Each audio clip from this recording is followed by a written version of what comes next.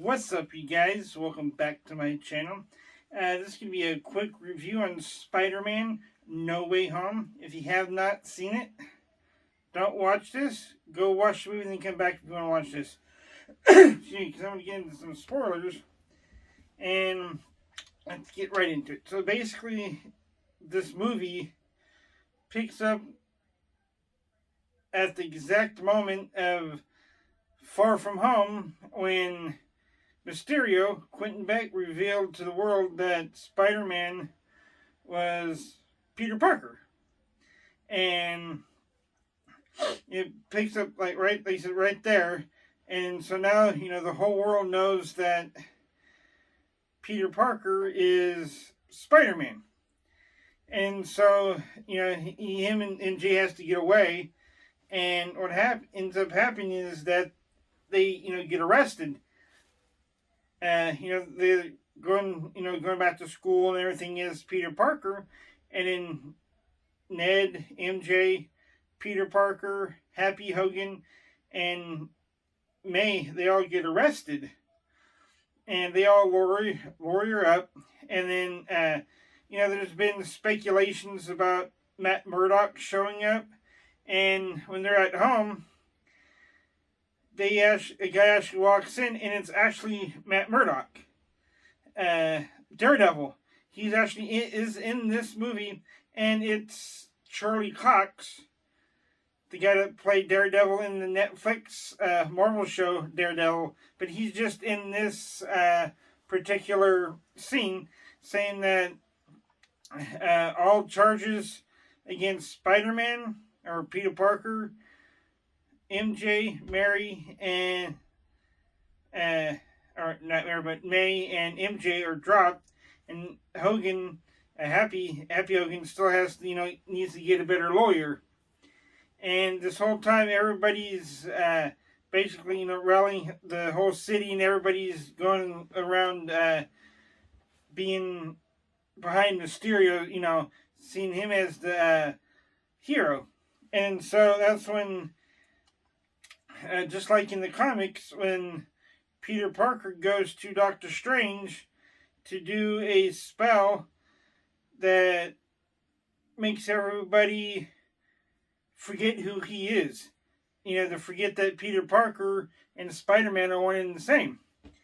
And with this one, when Doctor Strange is doing the spell, he is, going to do the spell. As he's doing it, Peter Parker keeps, talking and saying stuff that he doesn't want, Happy or the immediate people that he knows to forget that he's Spider-Man. And then also everything goes wonky. And then, he, like in the trailer, mess with the spell. So, him and MJ and Ned try to get into MIT, and with everything that happened, they don't get into it. So he goes and finds the gal.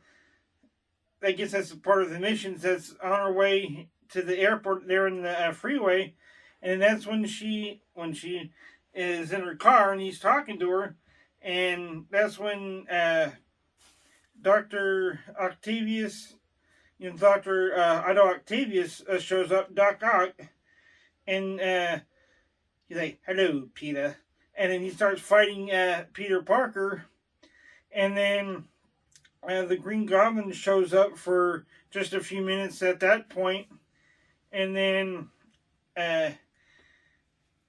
they all go back to Doctor Strange and to find out what happened, and that Doctor Strange tells Peter Parker that when he messed with the spell, people from different, universes, the multiverse, people are coming in. And so they basically get Doc Ock in this little cage, and then when he goes to find the Green Goblin, Doctor Strange gives him this little gauntlet thing, and Alfred Molina reprised his role as Doc Ock, and then Willem Dafoe, comes back as the Green Goblin, and then they still look just like they did in their own Spider-Man movies, and then Jamie Foxx comes back as excuse me, as Electro, and I think in this movie, Jamie Foxx as Electro looks a hell of a lot better than he did when he was in The Amazing Spider-Man. Because he had the glasses and the comb over. I didn't really care for that character in that movie. I mean, I think he looks a lot better in this movie. And then he has the Lizard and the Sandman all show up. Excuse me. And then that's like, it's like the Green Goblin, Dr. Octopus, Electro, and the Lizard, and the Green Goblin. Everybody showed up. And then, so he has to go out and find them. And they go to Happy Hogan's apartment. That's where they're staying. And Spider-Man actually gets the little thing that goes in the back of Dr. Octopus's neck to, make the arms not go like, control him. Kind of restores him because he's trying to, restore everybody to send them back to their universe. Because when Doctor Strange did the spell, he had to put in this little weird cube and then put it in this bigger box so that they could redo it and send everybody back. So for the rest of the movie, he's trying to get all the villains back, and then everything pretty much breaks down, and then all the villains, team up to turn on Peter Parker. And then what happens is that he's, fighting Green Goblin, and he actually ends up crashing through the apartment building, the condo that Happy Hogan stayed in, the safe house, and ends up killing Aunt May. So she dies in this movie, that's like a complete shocker that she dies. And then Ned and MJ had the box, and Ned has Doctor Strange's ring. So he's like, kind of doing the little twirly thing to make a portal, and finds Spider-Man. And then ends up Andrew Garfield walks through because he's been transported to this universe. And I think everybody kind of pretty much knew that Andrew Garfield and Tobey Maguire were going to be in the movie, and excuse me, and they actually do show up in the movie, and they team up with Tom Holland, and they come up with all the serums and stuff that he was trying to make to cure everybody. And so they actually so the climax of the movie is that they all team up there at the Empire State Building, which is under construction, that has a big Captain America shield. And that's all crazy. And then Tom Holland's Spider-Man, is trying to kill the Green Goblin. And they ended up stopping him. So what happened was the multiverse started coming in to, this universe. And everybody is, I guess a lot of people are trying to start to come in. And Doctor Strange finally stops it. And what happens is that Doctor Strange actually finally finishes the spell correctly. Because Toby, that Tom Holland told him to do the spell correctly so that everybody would forget that he's Spider-Man. And even Doctor Strange forgets it too. And so he finishes it, and then at the end of the movie, they finally, get into MIT, and then MJ and Ned are still friends, and Peter Parker, Tom Holland, he doesn't know that they're are friends, or they don't know who he is. And because, like you said, when Doctor Strange did the spell, he sent all the people back that came, both Spider-Mans and the villains, back to the universe. And reset everything. So now nobody knows that he's Spider-Man anymore. And then when they were fighting, the villains, that Tom Holland Spider-Man said that he's in the part of the Avengers, and other two Spider-Man didn't know who the Avengers are.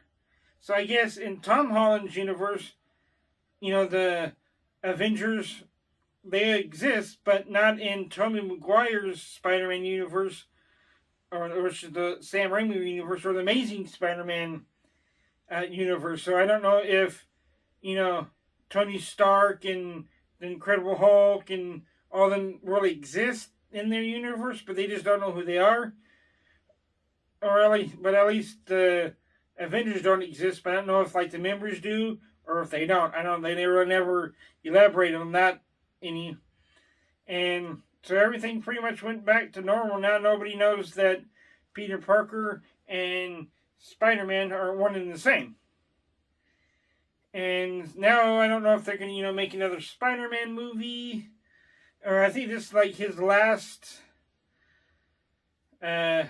movie with for the Sony and Disney Marvel deal. I think this is Tom Holland's last movie. So if they continue, they're going to probably do Spider-Man with Sony. Probably continue that Spider-Verse. And so you want to stay tuned for the post mid-credit scene. Is that you have Tom Hardy.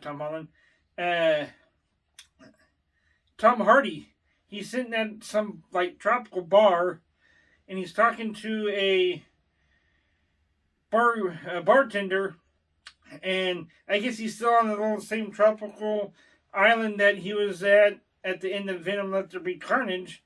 And he's talking to the barkeep, and he was being told that about, the Avengers, and about some big angry guy called the Hulk, and the bartender's telling him, about all Tony Stark, the Incredible Hulk, and all the Avengers.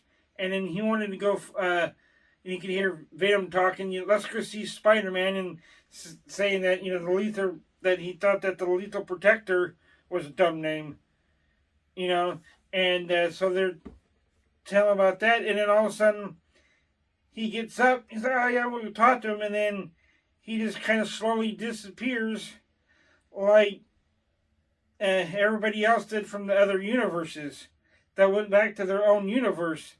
So I guess at the end of Let There Be Carnage, I guess what happened with the Doctor Strange spell that Tom Holland brought Venom and Eddie Brock into his universe, and then after Doctor Strange corrected it and pushing it back into his own universe. So there for a split second, Venom was in the MCU, but I don't know if he's going to be in the MCU or not anymore. Then when he did leave, he left a little bit of that symbiote blood from Venom, and that started moving, and then it just ended.